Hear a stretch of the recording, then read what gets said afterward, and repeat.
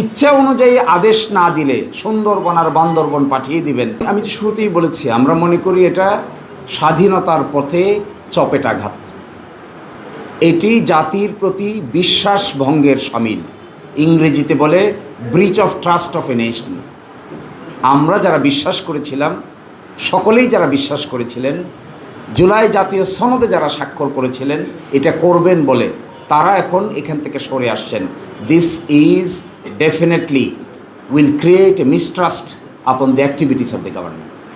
এইরকম কর্মে আমরাই শুধু বিরক্ত নয়, আমার ধারণা আমাদের দেশের সচেতন সকল নাগরিকেই এই ধরনের কর্মকাণ্ডে যথেষ্ট বিরক্তি বোধ করছেন। আমার ধারণা অধস্তন বিচারকদের জন্য একটা আচরণবিধি আছে। সরকারের আর্গুমেন্ট হলো, যদি এটিকে আলাদা করে স্বাধীনভাবে কাজ করতে দেওয়া হয় তাহলে অনেকেই মনস্টার হয়ে যাবে। আদালতে তারা এই কথা বলেছেন। আমরা সেখানে জবাবে বলেছিলাম যে আদালতের বিচারকরা মনস্টার হয়ে গেলে তাদের আচরণ নিয়ন্ত্রণের জন্য আচরণবিধি আছে।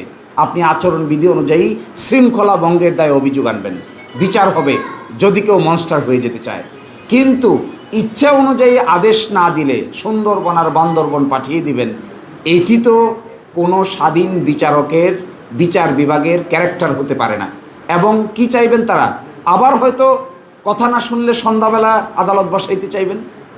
আগে যেরকম সন্ধ্যা 7টার সময় 7 জন সাক্ষীর জবানবন্দি নিয়ে একদিনে শুনানি করে রায় দেওয়ার চেষ্টা করেছেন, হয়তো মনের গভীরে এইরকম কোনো সুপ্ত বাসনা লুকায়িত আছে।